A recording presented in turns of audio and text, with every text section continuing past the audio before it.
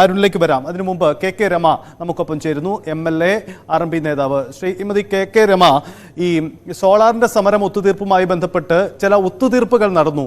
അതിൻ്റെ ഒത്തുതീർപ്പിൽ ഒരു വ്യവസ്ഥ, TP കേസിന്റെ അന്വേഷണം ഒരു പരിധിക്കപ്പുറത്തേക്ക് കടക്കരുത് എന്ന ഒരു രാഷ്ട്രീയ ഒത്തുതീർപ്പ് ഉണ്ടായി എന്നതാണ് പൊതുവിൽ ഉയരുന്ന ഒരു ആക്ഷേപം താങ്കളും വിശ്വസിക്കുന്നുണ്ടോ? മഞ്ജുഷ്, ഇത് നേരത്തെ ഈ ആരോപണങ്ങൾ പറഞ്ഞതാണ്.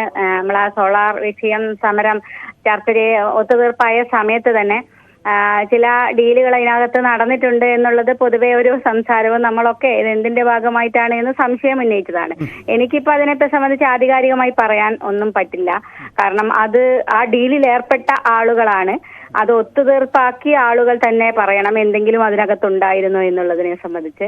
അവരാണ് അതിനെ സംബന്ധിച്ച് പറയേണ്ടത്. ഞാനതിൽ എനിക്കൊന്നും പറയാനില്ല. എന്തായാലും എനിക്കൊരൊറ്റ കാര്യം മാത്രമേ പറയാനുള്ളൂ, സത്യം എന്നായാലും തെളിയും. ഞാൻ അതിൽ ഉറച്ചു വിശ്വസിക്കുന്ന ഒരാളാണ്. TP കേസ് ഉൾപ്പെടെ അത് ഉന്നതങ്ങളിലേക്ക് പോയിട്ടില്ല എന്നറിയാം. അത് മറ്റെന്തിൻ്റെങ്കിലും ധാരണ പുറത്താണോ പോവാത്തത് എന്നതിനെ സംബന്ധിച്ച് എനിക്കറിയില്ല. എന്തായാലും ആ സത്യം തെളിയുമെന്ന് വിശ്വസിച്ച് മുന്നോട്ട് പോകുന്ന ഒരാളാണ് ഞാൻ.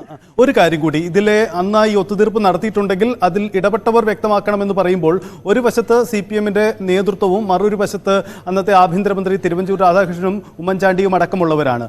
അപ്പോൾ ഈ UDF നേതൃത്വത്തിനു കൂടി അത് വിശദീകരിക്കാനുള്ള ബാധ്യതയുണ്ട്.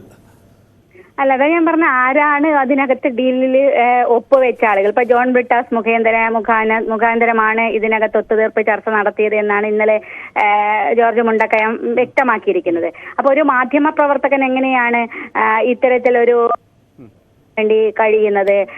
CPM-ന്റെ ഉന്നത അല്ലെങ്കിൽ പാർട്ടി നേതൃത്വത്തിലേക്ക് അപ്പുറത്തേക്ക് ഒരു മീഡിയക്കാരന് ഇതിനകത്ത് എന്താണ് ബന്ധം?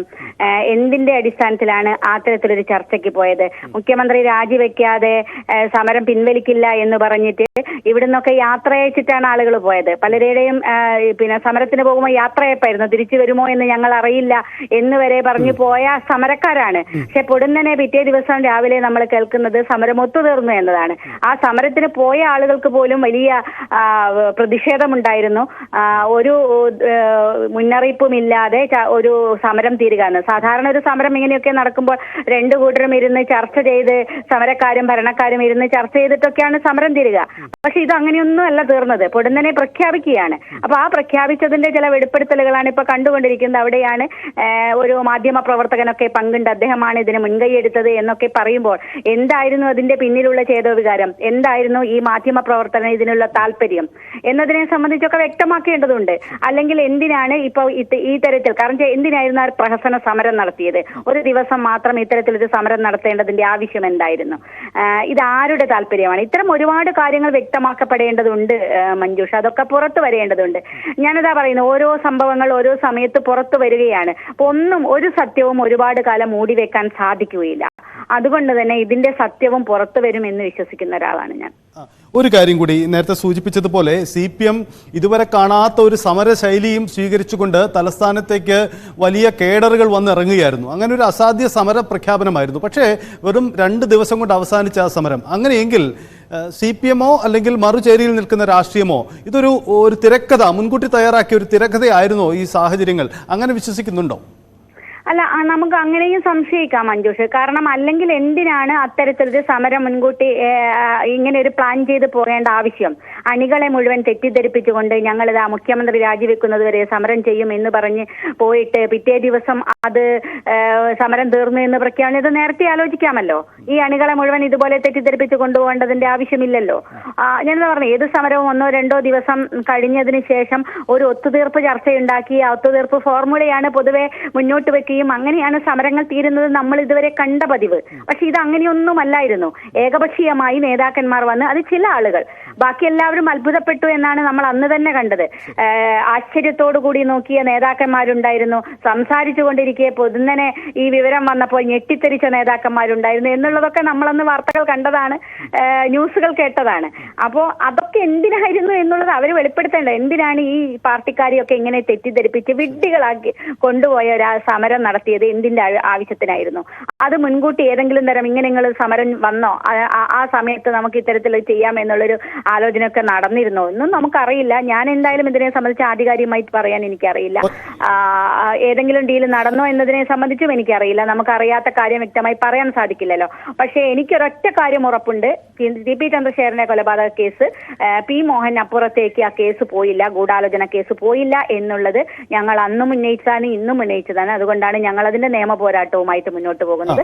സത്യം പുറത്തു വരും എന്ന് ഞാൻ വിശ്വസിക്കുന്നു. മഞ്ജുഷ്, ഓക്കെ, ഒറ്റ കാര്യം കൂടി, ഞാൻ മഞ്ജുഷ് അല്ല സജിത്താണ്, ഒറ്റ കാര്യം കൂടി. ഓക്കെ, അതായത് ഒരു കാര്യം കൂടി ഉള്ളത്, ഈ താങ്കൾ അടക്കമുള്ളവർ ഈ കേസിന്റെ തുടക്കത്തിലുള്ള അന്വേഷണത്തെ വളരെ രീതിയിൽ സ്വാഗതം ചെയ്തതാണ്. പക്ഷേ ഒരു ഘട്ടം കഴിഞ്ഞപ്പോഴാണ് ഈ ഗൂഢാലോചനയിലേക്ക് പോയില്ല, ഉന്നത കേന്ദ്രങ്ങളിലേക്ക് പോയില്ല എന്ന ആക്ഷേപം ഉന്നയിക്കേണ്ടി വന്നത്. അത് അന്ന് നടന്ന ഈ ഒത്തുതീർപ്പുകളുടെയും ഇപ്പോഴത്തെ ഈ സോളാർ സമര ഒത്തുതീർപ്പുകളുമായി കൂട്ടി വായിക്കുമ്പോൾ അതൊരു ധാരണയായിരുന്നു എന്ന ആ സംശയം ബലപ്പെടുന്നുണ്ടോ? അങ്ങനെയല്ല മഞ്ജുഷ, സജിത്ത്, അതിനകത്ത് കാരണം ഒന്ന് ആ കേസ് സത്യത്തിൽ ഇതുവരെ നമ്മുടെ കേരള ചരിത്രത്തിൽ ഇല്ലാത്ത ഒരു കേസ് അന്വേഷണവും അതിന്റെ ആദ്യഘട്ടത്തിലെ കേസും പോയത് നമുക്കറിയാം. സുത്യർഹമായ പ്രവർത്തനമാണ് അന്വേഷണ ഉദ്യോഗസ്ഥന്മാരും അന്നത്തെ ഭരണകർത്താക്കളും, അപ്പോൾ അന്നത്തെ ആഭ്യന്തര വകുപ്പ് മന്ത്രി തിരുവഞ്ചൂർ ഉൾപ്പെടെ അതിനകത്തുള്ള ഇടപെടൽ ആദ്യഘട്ടങ്ങളിൽ ഏറ്റവും ഫലപ്രദമായിരുന്നു.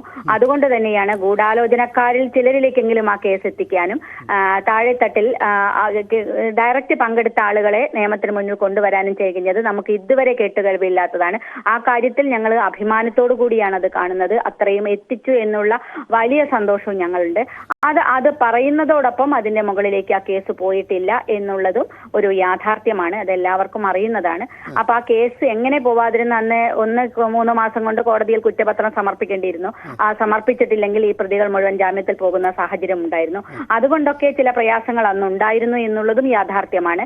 പക്ഷെ അത് മുന്നോട്ട് കൊണ്ടുപോകണമെന്ന് ആവശ്യപ്പെട്ടുകൊണ്ടാണ് ഞങ്ങൾ അന്ന് നിരാഹാര സമരം സെക്രട്ടേറിയറ്റിന് മുന്നിൽ നടത്തിയത്. അന്ന് CBI അന്വേഷണത്തിന് തത്വത്തിൽ അംഗീകരിച്ചിരുന്നു. CBI അന്വേഷണത്തിന് വേണ്ടി ഗവൺമെന്റ് അന്വേഷണം പറഞ്ഞിരുന്നു. പക്ഷെ അത് ഏറ്റെടുക്കാൻ CBIയുടെ ഉദ്യോഗസ്ഥന്മാർ തയ്യാറായില്ല, മതിയായ ഉദ്യോഗസ്ഥന്മാരില്ല എന്ന് പറഞ്ഞ് അങ്ങനെയൊക്കെയാണ് ആ കേസ് പോയത്. അതൊക്കെ നമ്മുടെ മുന്നിൽ യാഥാർത്ഥ്യമായിട്ട് നിൽക്കുന്നുണ്ട്. ആ യാഥാർത്ഥ്യത്തിൽ നിന്നുകൊണ്ട് തന്നെയാണ് ഞാൻ ഈ കാര്യം പറഞ്ഞത്. ഇനിയിപ്പോൾ തെരഞ്ഞെടുപ്പിന് ശേഷം UDFന്റെ യോഗം ചേരാൻ പോവുകയാണ്, തെരഞ്ഞെടുപ്പ് വിശകലനമൊക്കെ ഉണ്ടാവും. അപ്പോൾ സ്വാഭാവികമായും RMPക്ക് മുന്നോട്ട് വെക്കാനുള്ള ഒരു ആവശ്യം കൂടിയായി മാറുകയാണ്. ഇതിൽ ഗൂഢാലോചന വാദമുണ്ടെങ്കിൽ അതിൽ മുന്നണി നേതൃത്വം ഒരു വ്യക്തത വരുത്തണമെന്ന ആവശ്യമൊക്കെ RMP ഉന്നയിക്കുമോ?